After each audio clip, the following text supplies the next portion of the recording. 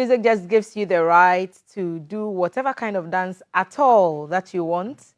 Be creative and go wild. It's important because in this segment, we'll be focusing on the creative space in Ghana, music, film, fashion, media, visual arts, all the elements of a full and vibrant young creative sector. But behind the success stories lies a troubling truth, which is that most creatives retire without pensions, health insurance, or financial support. So today, we are asking what happens when the applause fades? We are joined by three powerful voices from the University of Education, Winneba, who are pushing for a real solution. Three, because their dean is with them here in spirit. Two are at our seats now, and I'll start with my immediate left, Professor Osienyi Kweku Esel. He is the Director, Center for Research in Culture and Creative Arts. And he's here with Benjamin Odro Ahin Jr., a.k.a. Binoska, who is a lecturer and research fellow, also at the Center for Research in Culture and Creative Arts, CeRCCA. Gentlemen, welcome to GTV Breakfast. Thank you for making the time. I know that Professor Emmanuel Obed Akwa, who is the Dean of the School of Creative Arts, will be following this conversation very, very keenly. He's the third spiritual element at our table when it comes to guests, and he has the support, or his team here has his full support to tell us about these things. So we are going to try and talk about what our home problems are, what the international standards or what are pertaining in other countries are, and what we can also learn and even tailor to our own needs here in Ghana when it comes to pensions for creatives. So I'll start with you, Professor Esel. Professors, go into a number of research topics and areas. You chose to look at pensions for creatives. What was the inspiration behind this decision to do that?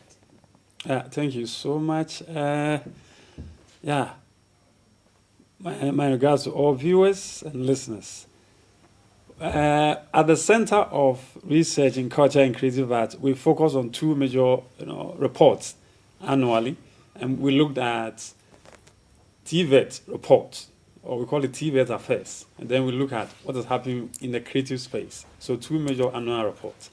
For this year, our maiden report, we looked at pension scheme for creatives. And when you say creative, it is very, very broad, because it covers artisans, craft persons, the artists, journalists, those who are making a lot of inroads, both public and private. So, and then those who are performing in films, in movies, they're all covered. We have a wide range of people who are covered under the creatives. So we asking the basic questions: what happens to these people when the applause are not loud during their retirement, or when old age catch up with them? What happens to them? And so that is what we zero in. And in order to dilate the issue better, we looked at what is happening in other jurisdictions that Ghana can take opportunity, or if you like, transferable lessons in order to transform the life of our creatives. Because they are contributing so much to our development in terms of pushing the identity of the nation, in terms of projecting the artistic doings of our forebears, and then making their own contemporary contribution to society. In fact, when we talk of identity as a nation, they project it. If you get up, you want to hear news, they let you hear it. We are talking reparation, or we're talking restitution. Why are we talking about it? It's because of our creatives. They created interesting artistry, nice carvings, gold weight, carved them, wove nice textiles, and did a whole lot of stuff that were looted during colonial times. And these magnificent objects they created are found in the spaces of galleries in the Western countries, which they are making huge sums of money. We're now crying for the thing to be brought back, and they say, no, we have made legislation. The legislation does not allow that you bring it. Recently, we heard of some of the items that were returned from the from the UK to Otumfuo and said that it's on loan. Something that belongs to us is on loan. And this is the minds, the minds that were behind this, were the creative, the artisans. Okay. My father, my uncle in the village, and all other people who are creating So to make. let's pack it down, because I thought creatives were, music, movies, those who are into all these things. But now you've mentioned artisans, you've mentioned craftsmen. So we are talking about even carpenters. We are talking about blacksmiths. Is that the scope of this study when you want to define who a creative arts person is? Yeah, thank you. Creative is as I said, is broadly defined. And in technical terms, if you look at those countries that have pension scheme, they look straight at people who practice and make a living from their creative or artistic activities. And that shape the national culture and identity. And so that is the definition. So what we asking for, or what we appealing, that when the nation accepts to create a pension scheme backed by an act of parliament, so that we'll be able to define based on what other countries have done, we're able to define, and those who will be covered by this, and it's going to go a long way to help us. Why is it urgent? Why do we need to have this conversation now? This is urgent and it's long overdue because every now and then we hear of some creatives in challenges, and they have to come on air, public space, to come and beg. And there are news items that show that our former president, our former presidents and other people have been going to their aid, and other philanthropists have been going to their aid. But these are the people that we see on the screen. What about those who are not seen on the screen in their various homes, in villages? How can they appeal to people? Despite their contribution, nothing. When we are happy, we use music. Even when we are crying, we use music. We use all these entertaining things to console us, to make up our lives. And so it is about time that we recognize their contribution to national development. Because if you look at we're talking about culture. Art is a very big aspect of culture. Right. Binoska, I'm telling you. what went into this research? What did you find most striking? Okay, all right. So thank you very much to your viewers and to our wonderful listeners also. And as you rightly said, Professor Obed also with us in spirit. Let me use this opportunity to thank you and your crew for inviting us for this insightful discussion, and also to say shout out to our Vice Chancellor, Professor Stephen Jobson Mitchell, Pro Vice Chancellor, Professor Esther Danso Redu, and then our Registrar, Madam William Natete Mensah, and my Dean, who is here in spirit, Professor Emmanuel Obedakwa. What inspired us on this research basically is that we realized that it has been too many consistent with all around the world. In fact, there's a study that was organized by the American Bureau of Investigations and Financial Support. They said that about 78% of, which is National Football League players, after they retire for 2 years, they go bankrupt. 60% of NBA players also goes bankrupt after 5 years of retirement. And then in the Ghanaian space, we have creatives, which we can look at it from the creative economy point of view, which is arts and craft, photography, music, film, performing arts, which includes dance, drama, theater. We have computer software, games, research and development, media, publishing, television, radio, and fashion and textiles, animation, gaming. All these spectrums fall within the creative space. And it is not only in Ghana that people who engage in these kind of economic activities suffer financial issues in their old age. You see, the problem is that when you are active, like I'm here, you can go about like yourself and all the wonderful camera crew and the photographer, beautiful lady, taking her shot. When you are active, you can really work and make money. What about when you turn 60? Or, let's say, an ill befalls on you and you are no longer able to work. what happens to you? You have no means of survival again because your active service is gone. Your inability to be able to move to make ends meet, you now find yourself on the verge of begging. We've seen Super OD, our president, His Excellency John Dramani Mahama, way back in 2004, 2007, going there supporting him. We saw Emmanuel Ama, who was a wonderful broadcaster, who was begging for arms. We saw Samuel Ajete Fio, who was even needing money to pay his rent and to go under heart surgery. We've seen, what they call it, Okomfo Kwade family asking for help to sustain him. We've seen Sugar Tone, a music producer who needs help, to be able to even survive. And we found that in America and other places, there are systems in place that during your active services, you yourself, you are mandated by law to contribute to that system.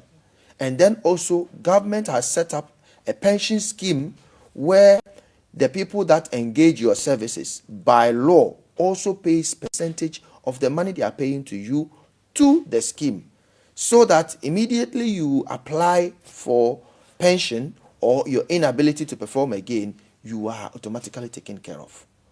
And it is not only in Ghana that we have these issues. It's all over the world. All over the world.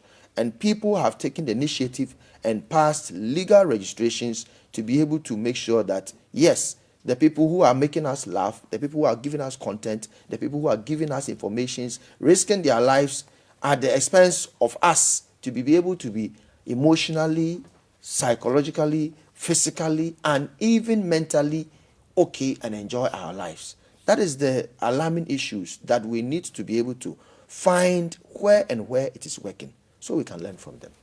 I find it fascinating that there's actually a concept that when someone engages the services of a creative, they are required by law, yes, to pay a certain percentage of the charge, yes, into a designated account, like SNIT. exactly. That's what you're saying. Exactly. Where is this happening? Which countries are practicing this model, and is it working? Okay, so I will just take you back in history. Way back in 1960, some countries realized that, look, these are people who are making us happy and this and that and that. And then today, they are living on the street because they don't have ends meet. And it becomes psychologically an issue that somebody who was one time admiring, taking photos with them anytime you meet them, and now today they are begging to feed. No, we can't watch this thing happen. So Germany started, and then what did they do? They passed a law. And in the law, you, the artist, every event you do, it is just like the withholding tax. We take it from the money we are going to pay for you, and then we pay it to them. So the event organizer who is hosting you must pay to that scheme, and you, the artist, must also pay into that scheme. And government also contributes money into that same scheme, so that then we look at how much you need. So based on your contribution, there's a calculation.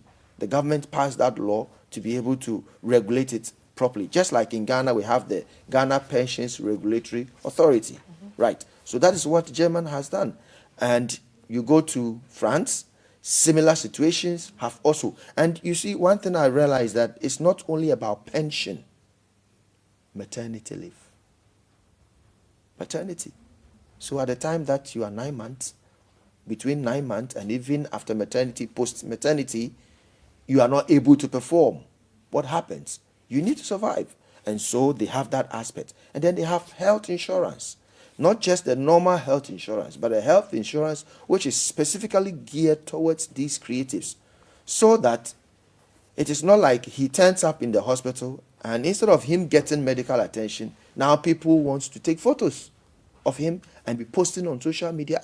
This artist is here and he's sick and we need to, then people are just sharing. No, it's kind of like brings the person's dignity into big issues, right? But there are existing laws that guide happenings within the space, labor laws, pension laws, the SNIT scheme. Yep. And we've been working these laws for a long time. How have we lost sight of the gaps? Or how did this happen, that there's a huge chunk of these persons who should be protected by these laws and these schemes, but appear to be rather out of those circles rather than within it? How did that happen? Yeah. Thank you so much. That is the gap. That is the big gap in Ghana. If you look at those countries, Germany, France, South Korea, and many others who have, pension scheme for creatives, they fill in that gap. If you look at our Senate, it has tier 1, tier 2, tier 3, based on the two acts that were passed. And the tier 1 and 2 is for public sector workers. The tier 3 is for private workers, voluntary, contribution. And anywhere in the world, when you allow people to do voluntary contribution, it doesn't go well. Even if you leave the formal workers that, yes, come take your money, there's no. So it is taken right from source so that you contribute. And that is the gap that needs to be filled in terms of creating a pension scheme for our creatives. Because if you say their work is informal, that is, in a specific term or in a more detailed, that is wrong to say it's informal. Because these are the people who create, which government can regulate and take taxes from them based on the creation they do. Because once we introduce an act in Parliament to create a creatives pension scheme, targeting creatives, all category of creatives. Now we're going to bring all their activities under booking, so they will be paying taxes. We will see the earnings they make everywhere because the tax or the act will mandate so, and so we'll be able to take taxes from them and develop, while they also contribute to national development. One of the things that this comes out is that if you look at the movies or the productions or if you like things that we put on our screens, many a time little is projected by Ghanaian culture and we complain that, oh, we are showing foreign content here, blah, blah, blah. Because those foreign countries, they support their creatives, so they also intentionally show things of cultural importance and relevance in their things that they do. In our space, they have contributed so much that project us as Ghana, shape our identity. Let's take Kente for example. Kente has been one of the symbolic fabrics for the Ghanaian, people and Africa. For example, when the American, Republicans, when they were demonstrating against one of the, comment that one of the presidents made, they used Kente as a signal to say, no, we are not, excuse my language, shithole country. We do this. Look at the things that our people do. So Kente is everywhere. At the UN Assembly, at the time of Nkrumah, it decorated the background of the UN Assembly. And these were created by our creatives, our artisans. And so filling in the gap is bringing them from where we have classified them as informal and bring them to the formal space, look at, regulate their activities, get them registered, and then look at how, we can pay percentage. Now, another thing is folklore. Folklore, if you look at Act 690, it's basically, the arts that people didn't name. It was created by Ghanaians, but they don't own it because they created it for the society. And once they have created it for society, it means it's for the state. And government takes taxes on this folklore in trust for the people of Ghana. And so all these monies can be channeled to look at, how we can help creative, so we can take percentage of that. If you look at the Senate, those in the formal scheme, there's a percentage that government pays, and then workers pay some percentage. So same could be done using this. And again, anytime somebody imports any medium that can be used to copy, creative works, tax are placed on them. In Ghana? In Ghana. So if you imported, let's say, cameras, pen drives, iPad, Mobile everything, phones. Mobile phones, they are taxes. And the idea is that you'll be using it to capture creative things and whatever. And so these taxes can be also channeled to look at them because we need to help them. But if the law, as we have them now, does not make those explicit provisions for these creatives that we want to target who've been, somehow roped out of the current system, then there has to be certain processes that we must bring on board. In this research, you spoke to some of the creatives yourself. I'm sure you spoke to other stakeholders, even those who employ the services of creatives. Do they understand the magnitude of the advocacy needed to get to the point where we are seeing the ideals that you two have explained, Professor Sweeney and Benjamin, that creatives are getting their due? Do people understand? Do the stakeholders in the process understand? And do they understand what more it will take to get us there? Okay, to say this, then my brother continues. The bigger challenge is the wide division at the front of the creatives. So if we look at the countries that succeeded in passing, the pension scheme for creative, it is the huge advocacy by all the creative groups coming together to make sure this is done. Because our current, legal regime does not permit so. So we need an act of parliament that is going to either amend the already existing Pensions Act.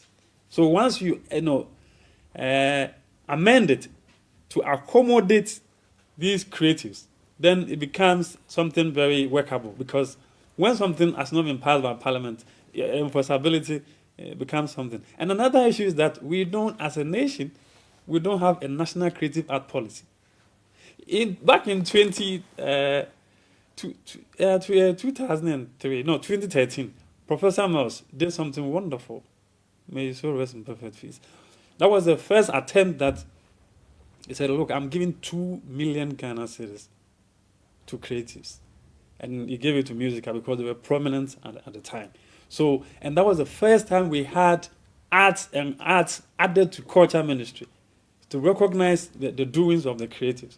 And interestingly, when His Excellency, the President of the Republic, John Dramani Mahama, was inaugurating the Black Star experience, he did mention that we need to cover, pension for creatives, because at the retirement age, or when their age cannot help, they go through certain challenges that need to be worked. And interestingly, if you look at the abridged version, the Resetting Ghana Agenda, the manifesto, page 26 of it, it makes clear that there's a need for pension for those who are in the informal sector. So it is about time that Parliament come up with a legislation to do that, because all the industry players that we met are clamoring, are saying that this is what we need, so that we can support creative. Because what we see on the screen is something polished, something terrible is happening at the back. Their conditions are very precarious, which we need to do something about. Well, Benjamin will add a few thoughts, but the proposal you're bringing about is a tripartite contribution: 13% from the government, 3% from consumers, 2.5% from creatives. So add to what you want to say. I just want to understand how the funding model would work.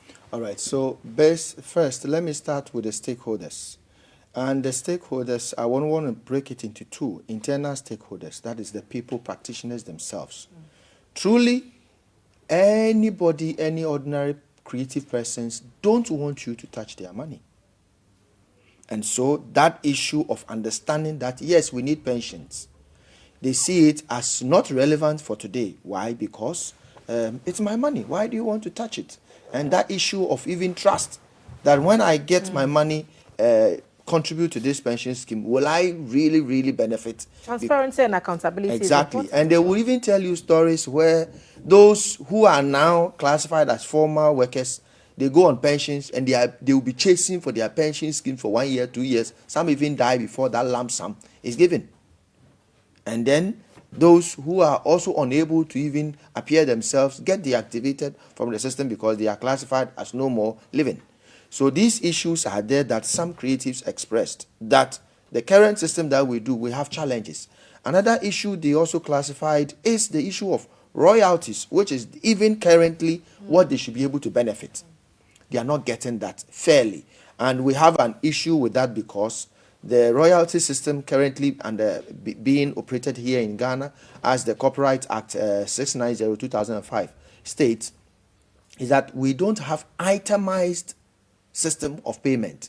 So money are collected on a blank levy, just as Professor Ini was talking about, on the blank levy for imported items such as cameras, microphones, anything that is going to directly or indirectly affect the mechanical right of creatives are charged blank levy. And that blank levy should also have a means where if GTV plays a music, if Unique FM plays music, and all other events spaces, just like your gardens, if they host an event and then they're able to log, they're able to state that, yes, we play Binoska's music for 3 minutes, we play Kobienchi for 2 minutes, we play that. And so at the end of the month, yes, Binoska or Daddy Lumba or what they call Kofi Kenata has 120 minutes. And if we divide that 120 minutes per the number of songs that we've received as logged, they will be able to show that, yes, indeed, you are due this amount. And these issues are not dealt with. So internal stakeholders have challenges, even believing that this new pension scheme we are talking will actually work. Now let's look at the external stakeholders. The external stakeholders are government himself as one, which is all of us. And then another part of that external factor is the people who engages the services of the creatives, which is the internal. Some of them are already event organizers, so they have become part of the issue. If they don't understand that, look, I have to support this to be able to even protect my interest and that of the people that I'm working with. Because where's that extra money going to come from? Exactly. If you're engaging the services of, Yep. you mentioned media, so maybe a media professional, Yep. me, and then you come offering 2,000 Ghana cedis Yes. for a 1-hour event or anything. Yep. Is the 13% going to come from my 2,000, or are you the one going to pay for that Okay. 13%? I understand that the 2.5 may be from what I am getting. Yes. So that's That is, you are 2,000 paying amount directly to the pension the scheme. pension scheme. So You where's see? the 13% going to come from? Okay, so the person who is hosting you, and then government himself subsidizing the amount. You see, we have a system where even if you buy pure water, just like your awake water here, already they are paying taxes on it. And you, the purchaser, you are going to pay for that task. And that task you are paying, part of it goes to national health insurance, right?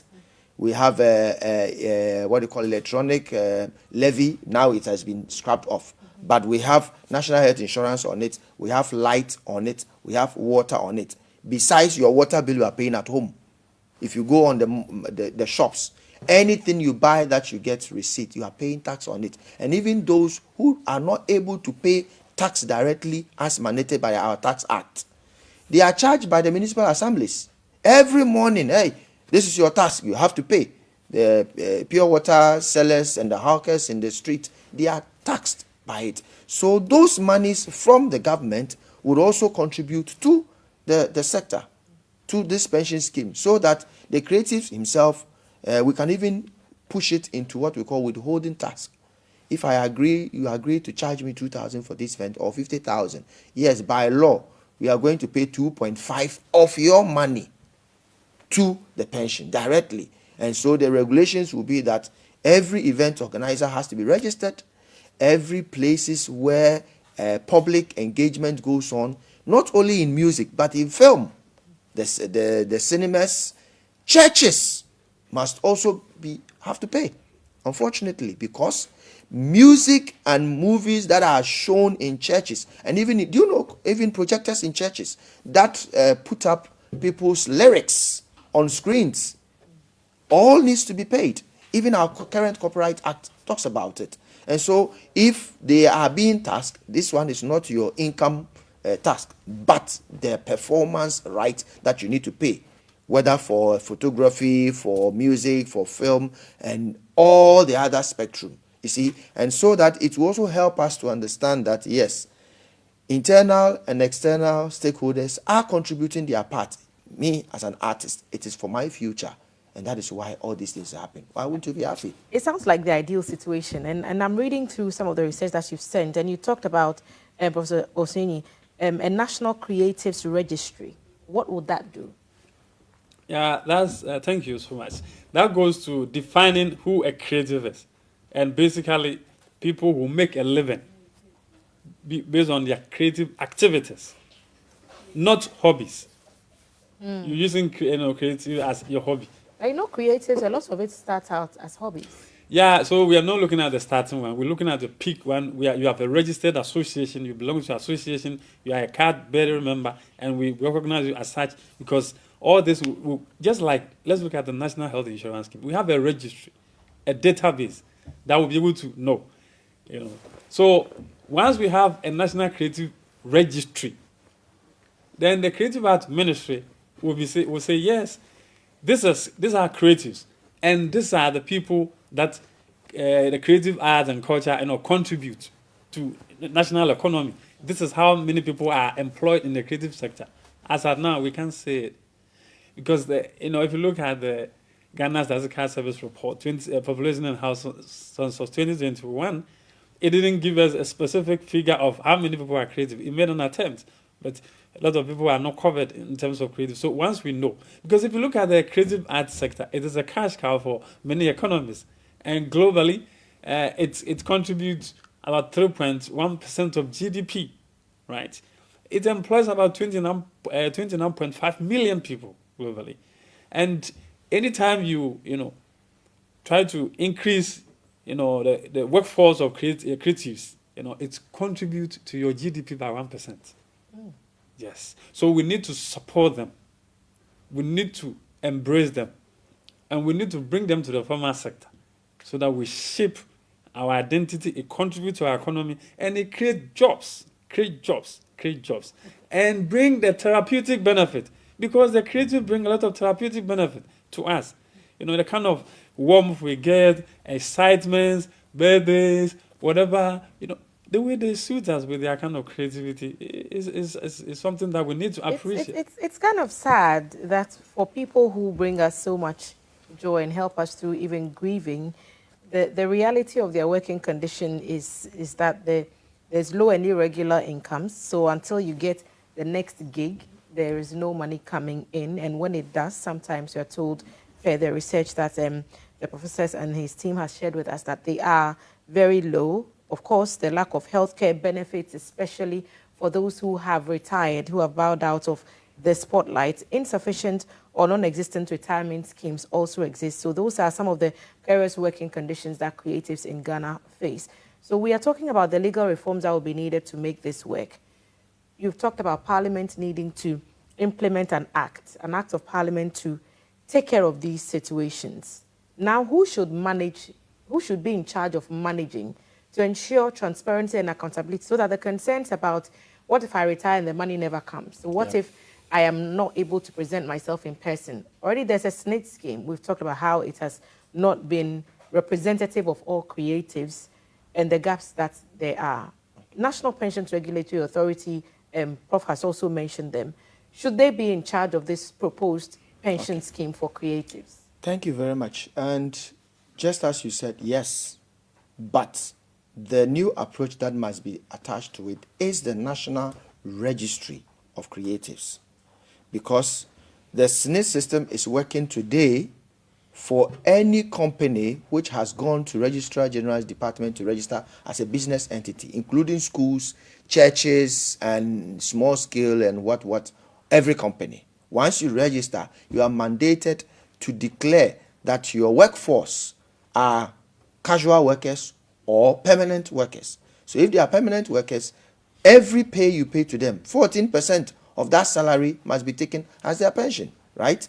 So if we are able to create the system, we don't need to reinvent the wheel, because somebody will say, but creatives, they are also part of us. We've seen some who have made it so big and they've gone bankrupt. That is not the issue we are talking about here. We're not talking about financial management, because I'm not a financial manager person. But we are talking about how to be able to start the system. And so if we have a national regulatory authority, we need to amend their act so that their scope captures creatives.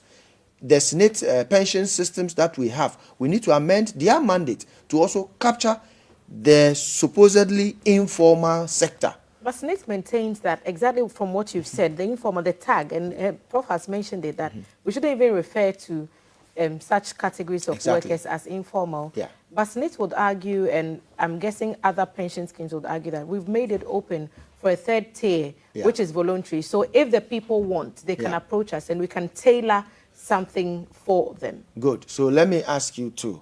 Now you are the interview. I'm also going to interview you. So do you think if we leave it open like that, people would voluntarily go and do it? No.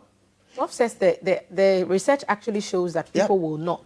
They will not. And Do that, the that is voluntary the part. And so if we get it regulated in terms of becoming a formal in nature, so that whether you are an independent artist or you are self-employed you personally, then, or you are an actor or whatever you do, you know that consciously I have to understand that my money that I'm being paid today, some of it is being kept for me at my retirement age. And not only retirement, we are talking about healthcare issues. We are talking about, like I said, maternity. We're talking about insurance, because you have dependents. And if those dependents, let's say something happens to you, you are indemnified. What happens to them? So these are the issues that if we have the law and we have it at the National Registry, and just like we want to say, we don't want to capture hobbies. No, we want to capture people who really wants to work with the creative sector, so that, yes, you may be a nurse, you want to sing. Okay, fine. Then register as well as a creative person. You are a teacher. Formally, you're already being paying tax for your pension. But if you want to be a musician, you want to go into acting, still register, so that you are classified and seen well, so that you know that your contributions you are getting here, the benefit is going to be much. Because you're going to collect here and collect here too. So how do we ensure that everybody takes part? Benjamin made the point that the creatives are holding their cards close. They don't want you to touch it. So how do we ensure that enough trust is built to ensure mass participation? And, you know, because the more the merrier, and the devil really, or the more people that are engaged in the venture, the more likely it is to succeed, because, you know, small, then we get something very big. How do we ensure that that happens? Yeah, thank you. One way, as we said, 4 major pillars. Legislation. Legislation. It is the law. The law is the law. And the law is the law is the law. So once we have made the law and it mandates you that you're supposed to be doing that, it means even if I, seek for your services, if I seek for your services, I know that the law mandates me to pay this, and I'm not going to do it backdoor.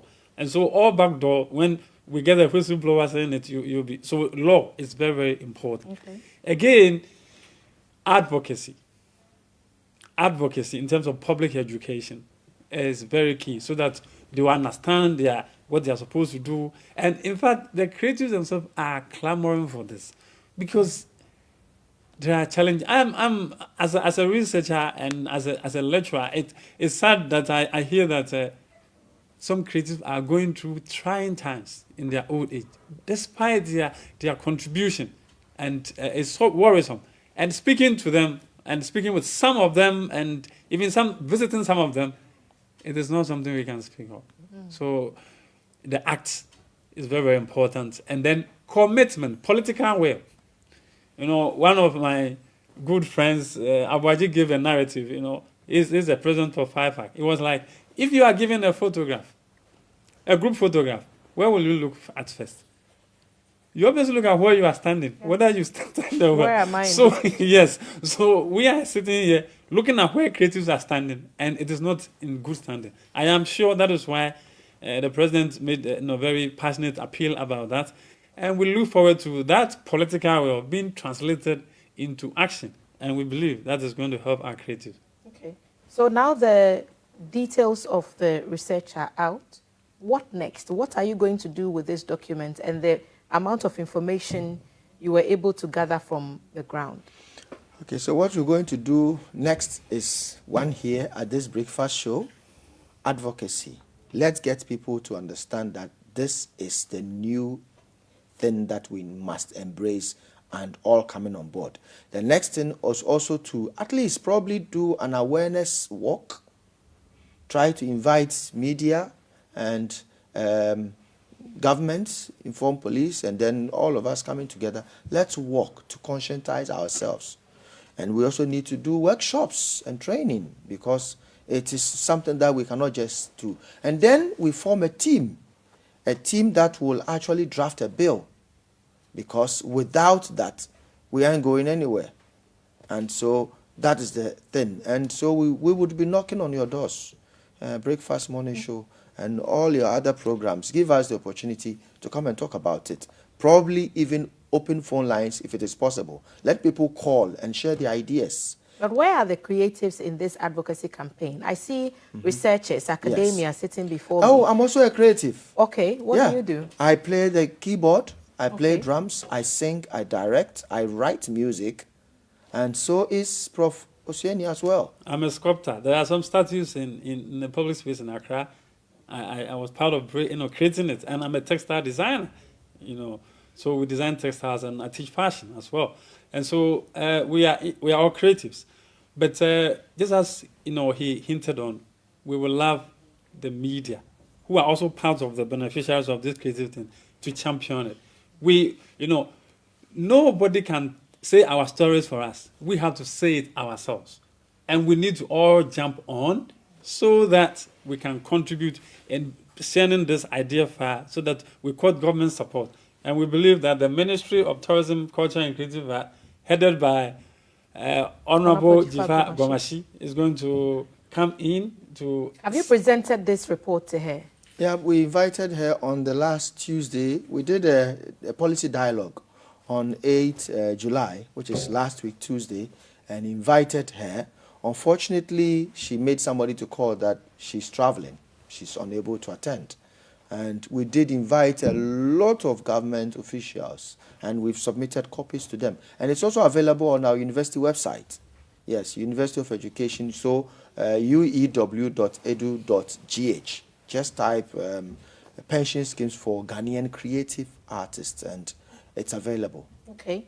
So just a quick run through before we rise. What are your recommendations? Because we've talked about a number of them at different points in this interview. But to sum it all up, what are you recommending?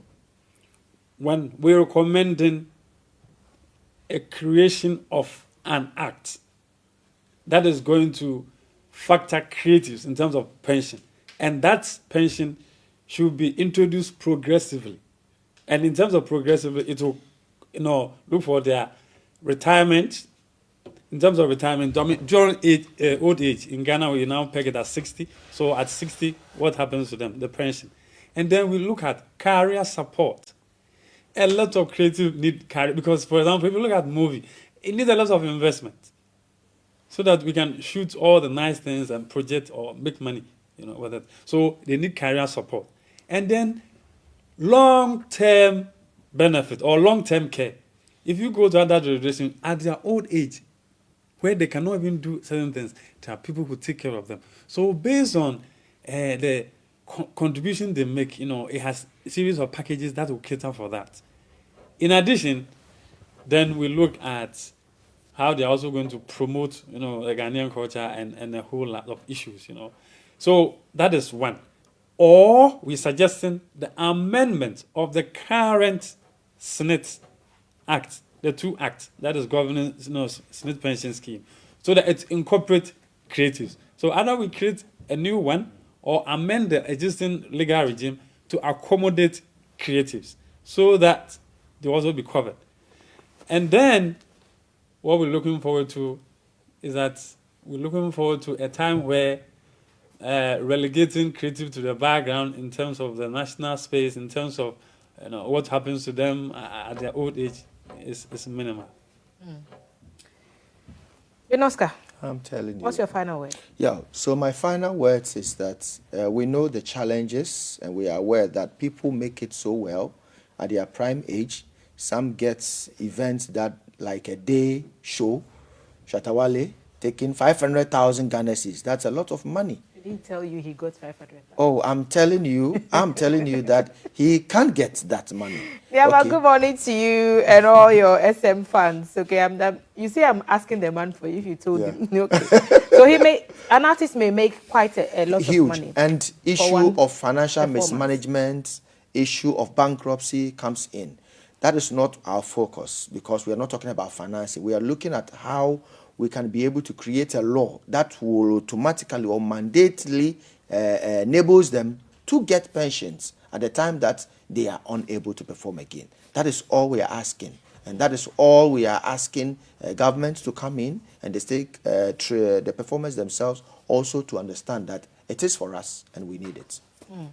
Okay, so the key call here is for creatives to also come on board in their numbers. You want us to perhaps engage in an annual walk or an awareness walk is what you called it, to highlight the reasons why this is important and to bring it home to Parliament so that there can be effective legislation towards doing this. I hope I've captured it well enough. How can people reach you, Prof. and Benjamin, to throw their support behind what you intend to do and perhaps to join the advocacy?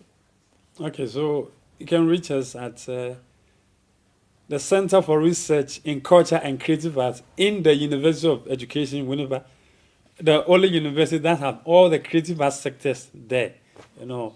And we thank our Vice Chancellor, Professor Jobson Mitchell, for his support and management of the university for, you know, paving way that we do this to help creatives in that, you know, direction. So if you come to the center at the central campus of the University of Education, whenever you reach us there, and our doors are open that we, you know, collaborate and, you know, do researches that is going to contribute to the welfare of creative and the TVET sector.